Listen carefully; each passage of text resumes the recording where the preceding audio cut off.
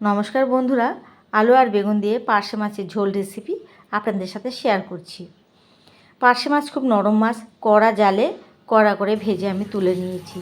একটু বেগুন ভেজেও আলাদা করে তুলে রেখে দিলাম। ওই তেলের মধ্যে একটু কালো জিরে ফোড়ন দিয়ে দিয়েছি। ফোড়নের সাথে কটা আলু কেটে দিয়েছি। আলুগুলো আমি লম্বা লম্বা করে কেটেছি। আলু ভাজা হয়ে গেলেই আমি একটু পরিমাণ করে নুন আর হলুদ দিয়ে দিচ্ছি। আমি সবসময় আলু ঢেকে ঢেকে ভাজি, এতে আলু তাড়াতাড়ি ভাজা হয়ে যায়, সিদ্ধও হয়ে যায়। পরিমাণ করে নুন আর হলুদ দিয়ে দিলাম। এদিকে আমি জিরে আর কাঁচা লঙ্কা আর টমেটো একসাথে একটু বেটে নিলাম।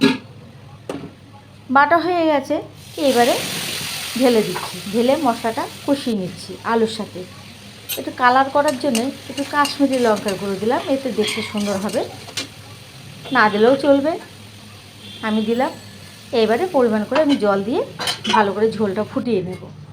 ঝোল ফুটে গেছে, মাছ ভাজাও হয়ে আছে। এই মাছ করার সময় সবসময় আঁচটা জোরে দিতে হবে। মাছগুলো দিয়ে দিলাম, দিয়ে বেশি ফোটালে হবে না, যেহেতু নরম মাছ অল্প করে ফোটাতে হবে। তার সাথে একটু বেগুনও দিয়ে দিলাম। বেগুন আর মাছ একসাথে ফুটিয়ে নামিয়ে রেখে দিলাম, হয়ে গেছে। দেখুন পার্শে মাছের ঝোল কিন্তু খুব সুন্দর লাগে খেতে।